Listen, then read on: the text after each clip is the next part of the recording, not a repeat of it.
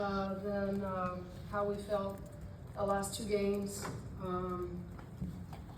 I just give our kids so much credit for how they have bounced back and been resilient, but we had no doubt that they would.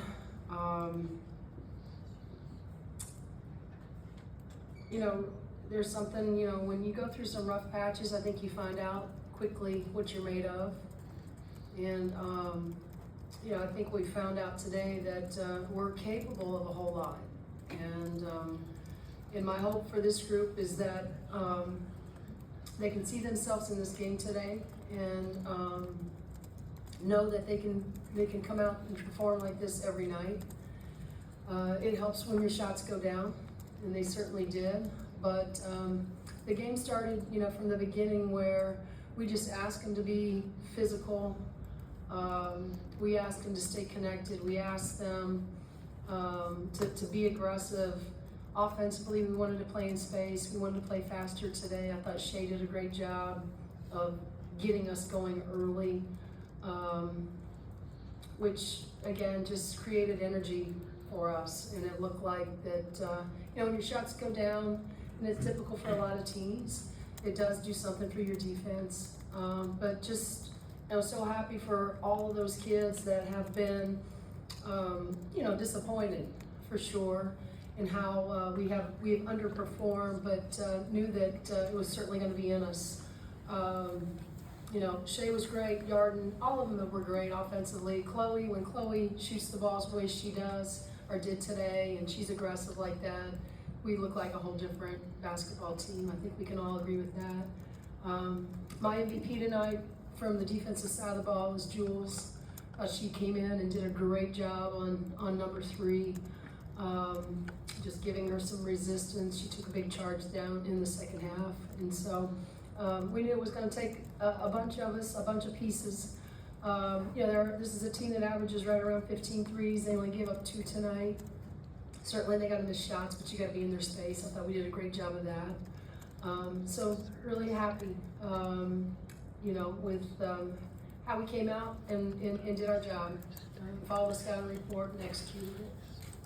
Callie, to your left, Coach. Yeah, Stanford came into this one with the best 3-point percentage in the country, 51. You held up to 18. Just right. How would you assess the defensive performance on the program? Really good. We wanted to be physical with them. Stanford is a very skilled team, and we wanted them to feel us without fouling, but we wanted them to feel our presence and how tight we were going to be when they were coming off staggers, in their split action when they wanted a face cut, and we were there to stand them up. And so that was part of our plan, was just to be the more physical team, and our kids delivered on that. Todd, to your left. Terry, did you have any discussions with Chloe between Wednesday and now, and what did you kind of sense within her in terms of picking up on some of the things that she needed to do better? Well, so after the Butler trip, we came back. It was supposed to be a day off, and we came in. I had them all. We just watched the game. Chloe was unable to be there, but then she came back and she watched the game with AP, and. I think it was good for all of us. We get the lead there, and when you need to build on the lead, we made some really bad choices, bad decisions offensively, which led to them getting back in the game. And so there were a lot of great teaching moments. I thought in that game, Chloe sort of, got to see herself, and she's the first one to tell you that she has not played very well. She's played in too many big games, and she knows that, she has not played her best, but, she's, as I always say, she's as tough as a $6 steak, and it's just a matter of time before, she saw herself, and then she responded. And so, it's not lost on her, Todd, at all. She knows that she's the leader of this team, and we really depend on her. And when she plays like, she did tonight, which was aggressive on both ends, we have a chance. Another question to your left.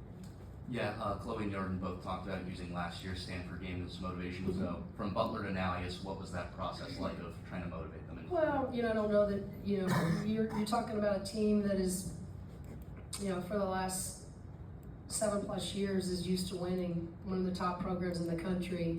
None of this has felt felt good.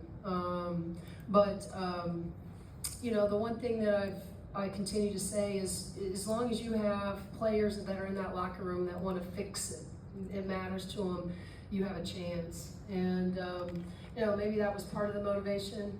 We got a lot of great shots last year at Stanford. They just didn't go down. But they beat us pretty good, and we learned a lot from that. But maybe served as a little motivation. But I think, here in the last couple of weeks, we've come up short against a Harvard team and a Butler team. We were pretty committed to trying to get back on the right track. Yeah, I mean, you talked about, obviously, breaking losing slide, just how bad it felt the last couple of weeks. Just at what point could you tell today was going to be different than the last few times you came out here? We've had, but I'll say this before, I feel like we've had, I feel like you can always get a good sense when you're in practice. And, I thought, again, the day that we spent just watching film, there's a lot of conversation that goes on in that film room. And then the next day in terms of how they showed up, and then Saturday in terms of how they showed up, they put together 2 really good practices back to back. And so I felt good that they felt good about the scouting report, but they also knew what they had to do in order to win the game. And I knew this, they've been a little ticked off. It's never a bad thing to play a little mad. And I think that they came out and played with a little pent-up anger, which was good. Was there anything you saw like early in the game that kind of made you realize, okay, like we're back to ourselves now? Well, I mean, it didn't feel like it the way they shot it this first. They hit their first 4 or 5 shots, and but we know that this is a really good Stanford team. We have so much respect for them. But just the way we battled back, and stuck a few of those early threes, makes you feel really good just to see those things go down. And I kept telling them right before the game, all those shots are gonna go. They're gonna go down. You just gotta believe it. And if you miss, you gotta come back and take the next one. And so, it was great to see, especially those threes, those long balls go in for them tonight. It was Zion, Mike, and then Paul.